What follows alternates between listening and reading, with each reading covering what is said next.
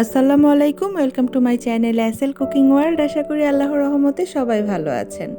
Rainbow রসকদমের recipe already আমার চ্যানেলে একটা আছে। তারপরেও সাধারণ খাবারকে কিভাবে অসাধারণ করে তোলা যায় তাই এই ভিডিওর মধ্যে দেখানোর চেষ্টা করব। আর প্রথম রেসিপিতে আমার অনেক কোয়েশ্চেন এসেছে, সব অ্যান্সারগুলো দেওয়ার চেষ্টা করব এই রেসিপির মধ্যে। যদি ভালো লাগে ভিডিওটি লাইক করবেন, প্লিজ বেশি বেশি শেয়ার করবেন। এখানে আমি রুম টেম্পারেচারের আধা কাপ পানি নিয়েছি। এর মধ্যে দিয়ে দিচ্ছি আমি 1.25 কাপ চিনি, মানে 3/4 কাপ চিনি। রেগুলার চিনি ব্যবহার করছি, আপনারা এটা লাল চিনি দিয়ে করবেন না, তাহলে কিন্তু রসকদমের কালারটা নষ্ট হয়ে যাবে। সাদা চিনি দিয়ে করবেন, তাহলে সুন্দর কালার আসবে। চিনির পানিটা এখানে বলক উঠে গেছে। এখানে 1 তার বা 2 তারের শিরার প্রয়োজন নেই, জাস্ট ঘন একটা শিরা হলেই হবে। আমার এখানে শিরাটা ঘন হয়ে গেছে। এখন চুলাটা বন্ধ করে প্যানটা আমি নামিয়ে নিব। চুলাটা জ্বালিয়ে কিন্তু বাকি রান্নাটা করা যাবে না। এখানে আমি ফুল ক্রিম গুঁড়ো দুধ নিয়েছি, আধা কাপের চেয়ে একটু বেশি, মানে 3/4 কাপের চেয়ে একটু কম, 2/3 কাপ। এখন এই দুধটা শিরার মধ্যে খুব ভালো করে মিশিয়ে নিব, যেন কোনো লাম্পস না থাকে এর মধ্যে।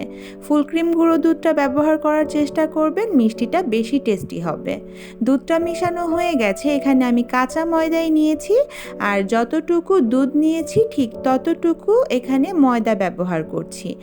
আর যদি আপনারা আটা ব্যবহার করতে চান তাহলে এখানে আটাটা হালকা একটু টেলে তারপর ব্যবহার করবেন, মানে শুকনো তাওয়ার মধ্যে একটু ভেজে ব্যবহার করবেন, এতে করে আটার গন্ধটা থাকবে না। এখানে দুধ আর ময়দাটা খুব ভালো করে মেশানো হয়ে গেছে। এখন এর মধ্যে আমি দিয়ে দিব ডালডা আমি 4 টেবিল চামচ ব্যবহার করছি। ডালডাটা ব্যবহার করছি কারণ এটা অ্যাভেলেবেল, সব জায়গায় পাওয়া যায়। বাজারের বড় মুদি দোকানেই আপনারা ডালডাটা পেয়ে যাবেন। ডালডা না ব্যবহার করলে এখানে ভেজিটেবল শর্টেনিং বা বাটার অথবা ঘি দিয়ে এটা তৈরি করতে পারবেন, তবে এখানে তেল ব্যবহার করা যাবে না। যেহেতু ডালডাটা ঠান্ডা তাই এটা মিশাতে ডোটা কিন্তু অনেকটা ঠান্ডা হয়ে গেছে, তবে এখানে কুসুম গরমের চেয়েও আরও একটু গরম আছে ডোটা।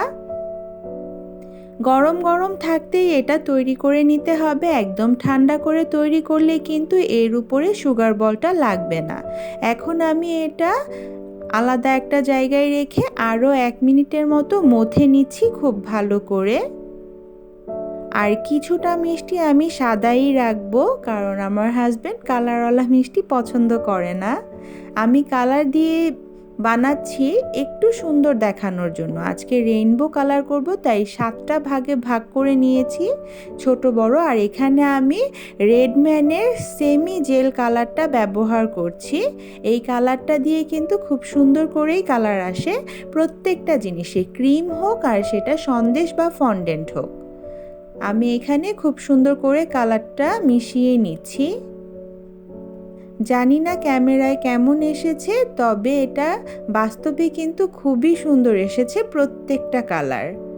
ভালো করে মিশিয়ে নিয়েছি, এখন আমি ভাগ করে নিব।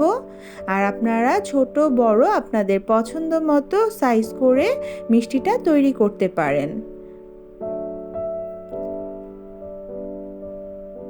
দেখুন আমি মিষ্টিটা কিভাবে তৈরি করছি, তাহলে প্রত্যেকটা লেয়ারে রেইনবোর সুন্দর কালারগুলো বোঝা যাবে, রেইনবো যেরকম থাকে। তো আমি এখানে কিভাবে মিষ্টিটা তৈরি করছি আপনারা দেখে নিশ্চয়ই ভালো করে বুঝে যাচ্ছেন। অনেক কিছু থাকে যে বলে বোঝানো যায় না, কিন্তু দেখে খুব সুন্দর করে বোঝা যায়। আশা করি আপনাদেরকে আমি ভালো করে জিনিসটা বোঝাতে পেরেছি। এখানে আমার প্রথম মিষ্টিটা একটু বড় হয়ে গেছে, আপনারা চেষ্টা করবেন আর একটু ছোট তৈরি করার। এটা হচ্ছে সুগার বল, মানে হোমিওপ্যাথিক ওষুধটা আমরা যে খেতাম সেটাই। এটা কোনো মেডিসিন ছাড়া শুধু সুগার বলটা। এটা আমি ভালো করে মিষ্টির গায়ে কোট করে দিচ্ছি।